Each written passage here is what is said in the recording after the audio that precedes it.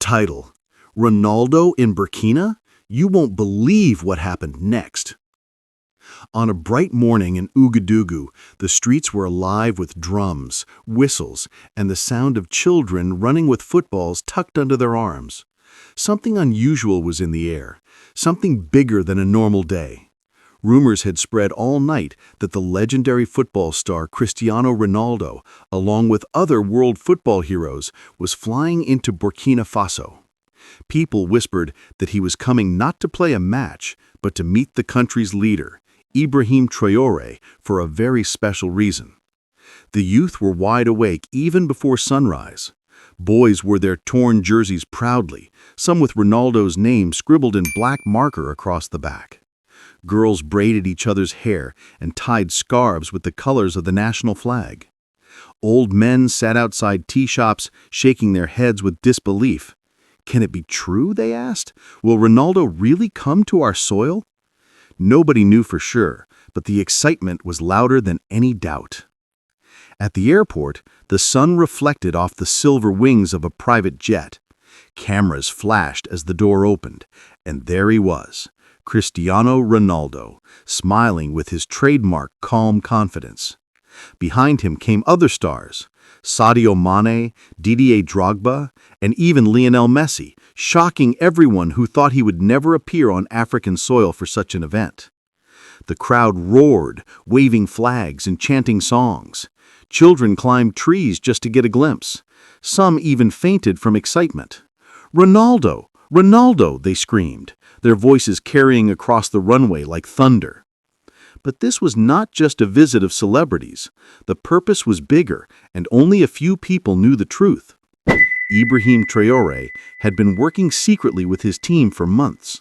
His dream was simple: to give every Burkinabe child the chance to play football no matter how poor or far away they lived. He believed that football was not just a game, it was a weapon against hopelessness, a light for the youth. And now, standing at the presidential palace, he waited with determination in his eyes for the moment when the stars would arrive. When they finally entered the grand hall, the room was charged with energy. The walls were decorated with the national flag, and young players from local academies stood proudly with their footballs under their arms. Ronaldo walked straight to Ibrahim Traoré, shook his hand firmly and said, "I came because I believe in Africa. I believe in the youth of Burkina Faso." The room erupted in cheers. Even the guards standing at the doors could not hide their smiles. But just when everything seemed like a fairy tale, the sharp twist arrived. A power outage struck suddenly, plunging the hall into complete darkness. For a moment, panic spread. Phones lit up the room like tiny stars. Whispers flew. Is this sabotage? Is someone trying to stop the agreement? Security rushed everywhere. The youth looked frightened, as if their dream was about to collapse before their very eyes. Then, in the middle of the confusion, Ibrahim Traoré's voice rose above the noise. "Do not fear," he said. "This is the reality of our land. Even without lights, our dreams will shine brighter. If they think darkness can stop us, they are wrong. We will sign this agreement with the light of our hearts." His words struck like lightning. Ronaldo nodded, impressed by the leader's courage. Messi stepped forward, holding up his phone flashlight, and said softly, "Then let's sign right now." One by one, every star lifted their phones, and soon the hall glowed with the light of screens and torches. In that magical glow, papers were placed on the table, and pens scratched history onto the page. The youth gasped. They realized they were witnessing a moment that would never be forgotten. The agreement promised new football academies in every region, proper stadiums built with international support, scholarships for talented boys and girls, and training exchanges with the biggest clubs in Europe. But most important of all, the stars agreed to visit Burkina Faso every year to inspire the children and show them that the world had not forgotten them. As soon as the lights came back on, drums exploded outside the palace. The crowd danced, sang, and lifted their footballs in the air. Young players knelt down on the marble floor, tears streaming from their eyes. For them, it was more than just football. It was hope for a better tomorrow. Yet the story did not end there. Later that evening, Ibrahim Traoré invited the stars to a dusty field on the outskirts of the city. There was no grass, only red soil and goalposts made of wood. Children played barefoot, kicking a ball that was half deflated. Ronaldo looked at the scene and stood silently. Then he removed his shoes and joined the game. The children screamed with joy, chasing him, sliding in the dust, tackling with all their might. Messi joined too, juggling the ball with a little boy who had only one shoe. Drogba, remembering his own childhood struggles in Ivory Coast, hugged a group of girls who played with so much fire that they left even the stars breathless. It was there, on that humble ground, that the meaning of the agreement became clear. Football was not just about stadiums and contracts, it was about these children, their laughter, their sweat, and their dreams burning brighter than any floodlight. Ibrahim Traoré watched from the sideline, smiling with pride. He knew that this was the seed of a future where Burkina Faso could stand tall in world football. But another surprise was waiting.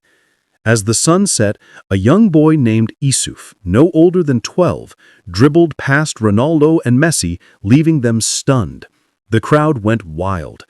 Ronaldo laughed and said, "This boy, he will be the future." He handed Issouf his own signed jersey and whispered, "One day I will see you in Europe." The children shouted his name again and again, "Issouf, Issouf." That night, every child went home believing that if Issouf could shine, so could they.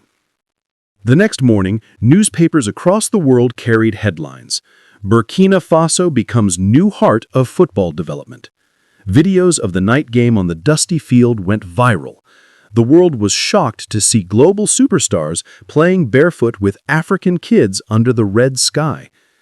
Young people across the continent began to dream bigger, and many wrote messages saying, "If it can happen in Burkina Faso, it can happen in my country too." Weeks passed and the work began. Construction sites buzzed with energy as new training centers rose from the ground. Coaches arrived from Europe and Africa, teaching not only football skills, but also discipline, teamwork, and confidence. Parents who once feared for their children's future now cheered them on the pitch. Girls broke barriers, proving they too could dream of professional careers. The national team, fueled by new energy, started winning matches they once thought impossible. And every time the youth trained, they remembered that night when the lights went out, but their future was lit brighter than ever. They remembered Ibrahim Traoré's fearless words, Ronaldo's barefoot game, Messi's smile, Drogba's hugs, and Mané's laughter with the children. They remembered that moment when the world stopped to watch them. The story of that day is now told in every corner of Burkina Faso, in schools, in villages, and on the fields where children still kick plastic balls wrapped in tape. It is told as a reminder that greatness does not come from wealth or power, but from courage, unity, and belief in dreams. And even today, whenever the youth play under the blazing sun, they whisper to each other, "Our time is coming." Because on that unforgettable day when Ibrahim Traoré met the football giants, it was not just an agreement that was signed. It was the birth of a new dream for a whole generation.